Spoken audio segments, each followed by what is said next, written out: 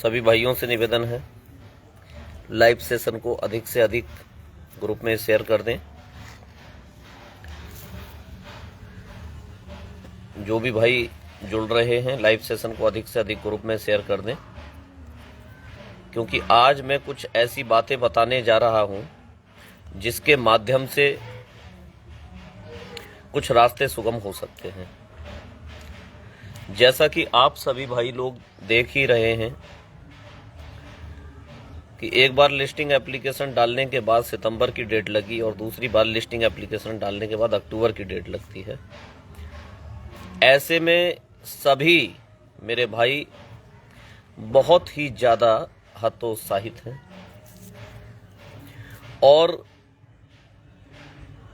Phone कर करके लोग ये जानना चाह रहे हैं कि ऐसा क्या रास्ता है जिसके माध्यम से कुछ बेहतर हो सके, जल्दी डेट लग सके या जल्दी नियुक्ति मिल सके।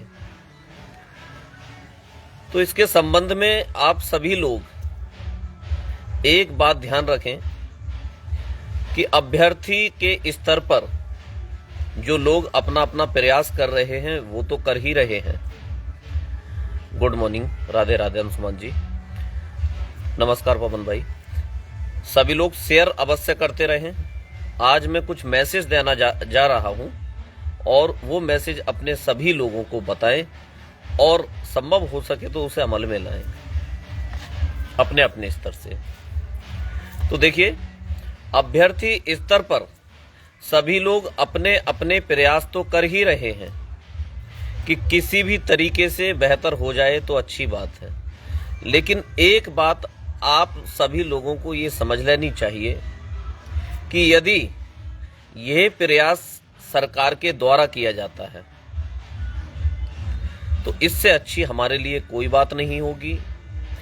जल्द ही सुनवाई भी हो जाएगी यदि सरकार अर्जेंसी लगाए तो। अब सरकार अर्जेंसी क्यों लगाए और कैसे लगा सकती है, इसके लिए हमें कुछ ना कुछ ऐसे कार्य करने पड़ेंगे जिससे कि सरकार हमारे मुद्दे को लेकर गंभीर हो और अर्जेंसी लगवा करके कोई ना कोई डायरेक्शन लेकर के हम सभी लोगों को नियुक्ति प्रदान करते हैं। साथियों, जैसा कि आरक्षण में संघर्ष करते हुए लोगों ने देखा होगा और लोग जानते होंगे कि वहां पर भिन्न भिन्न प्रकार के ग्रुप बने हुए थे और भिन्न भिन्न प्रकार के प्रयास भी होते थे। उन भिन्न भिन्न प्रकार के प्रयासों से, भिन्न भिन्न प्रकार के रणनीतियों से ये 6800 की चयन सूची आई, लेकिन उसके बाद पता नहीं किसकी इस पर बुरी नजर लग गई। तो देखिए साथियों, सबसे पहले आप इस बात को समझ लीजिए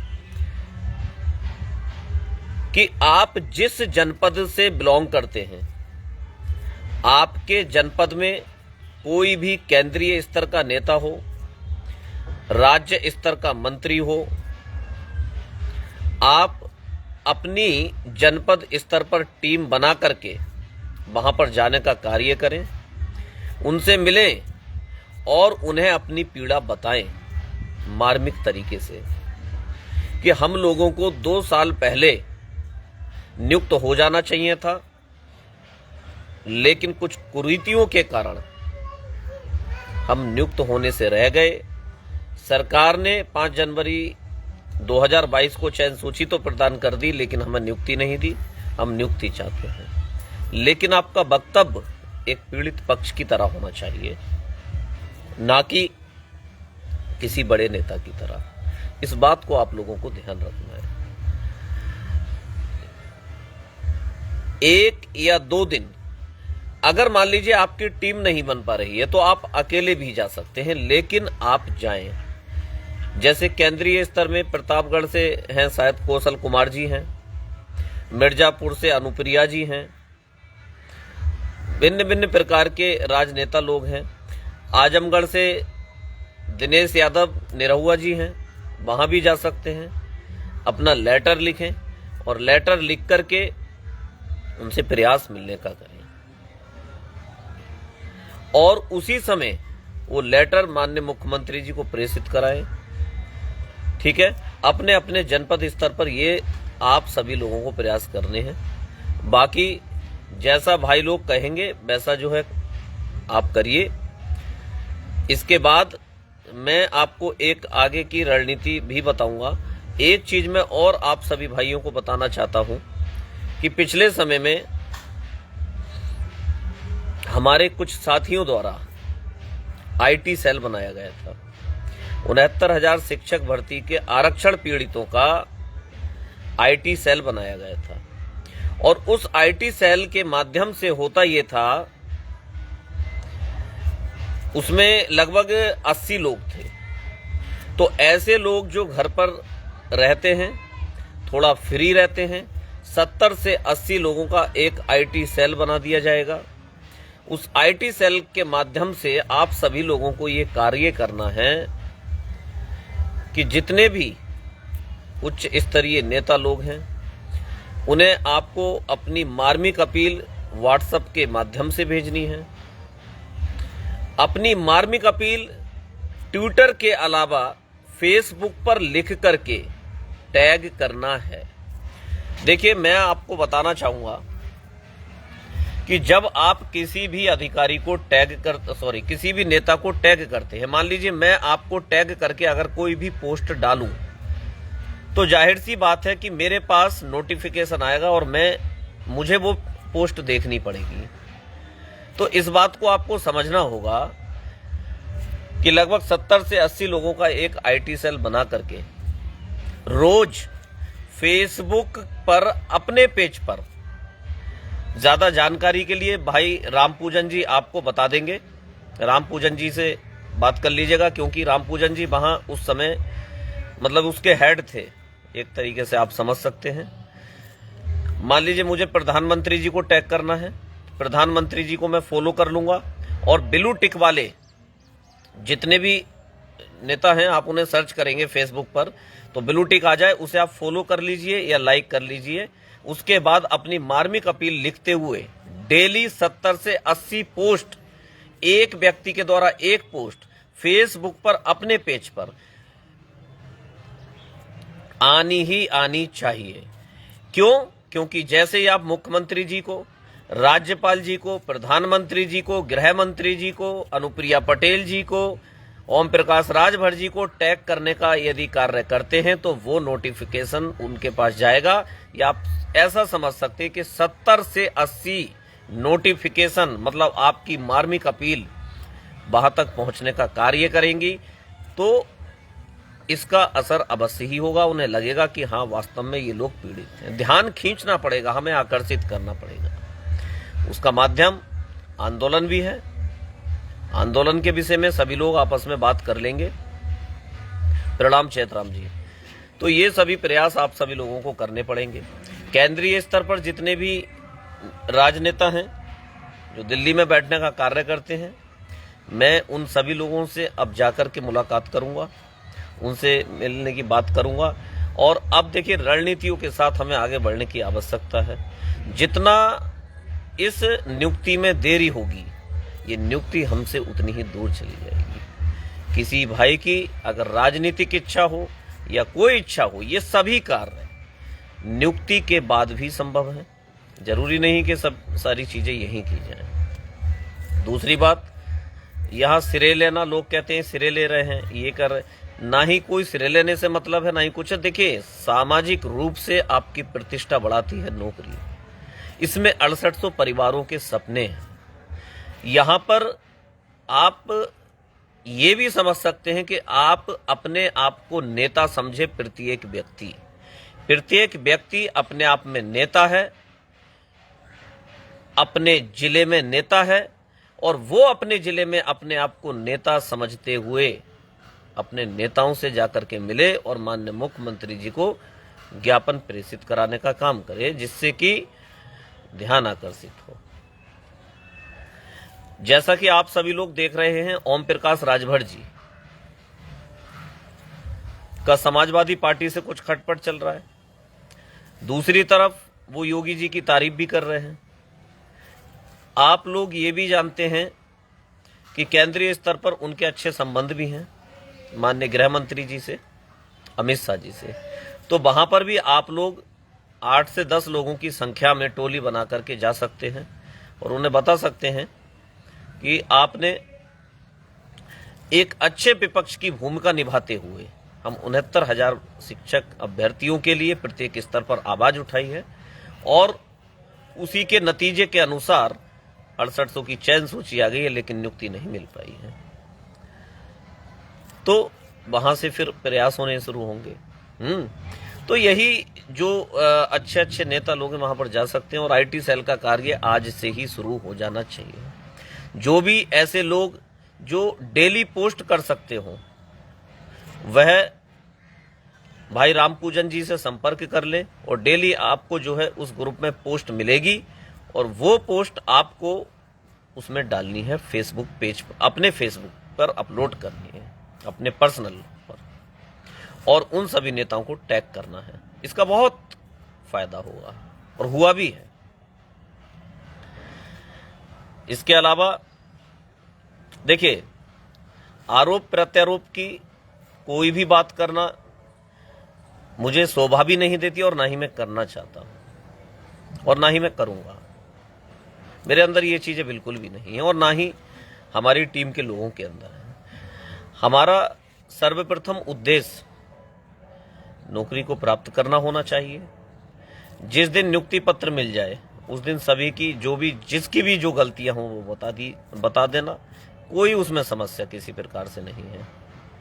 उसके बाद भी राजनीति करने के तमाम अवसर मिलेंगे, एमएलसी के चुनाव इत्यादि होते रहते, कई अवसर मिलेंगे। लेकिन तभी देखिए आज मैंने पोस्ट लिखी थी कि नौकरी सिर्फ पैसा कमाने का ही जरिया नहीं होती है, वो आपका मान सम्मान और प्रतिष्ठा भी बढ़ाने का कार्य करती है और पूरे उत्तर प्रदेश के अंदर वो आपका एक परिवार भी तैयार करती है।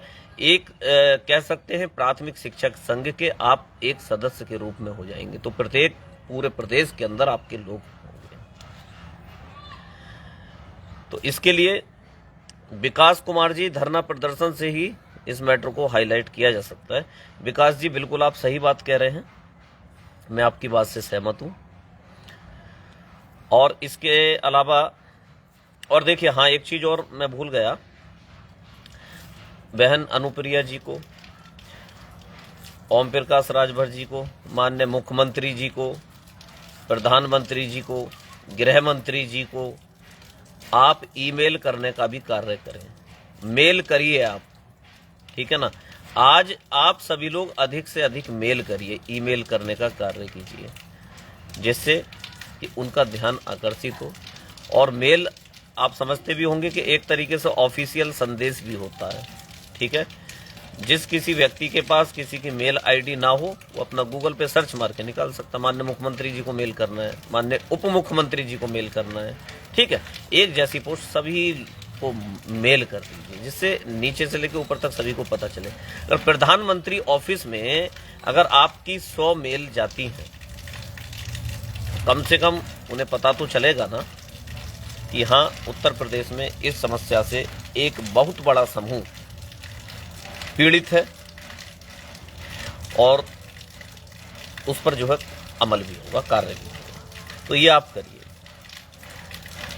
अमित जी कह रहे हैं धरना तो डिसाइड करें और तब तक वहां रहना है, कुछ निर्णायक हो सकता है। बिल्कुल अमित जी सही कह रहे हैं, आपकी बात बिल्कुल ठीक है, लेकिन सामूहिक रूप से ये प्रयास करना भी आवश्यक है और आज इन प्रयासों को आप सभी लोग करेंगे।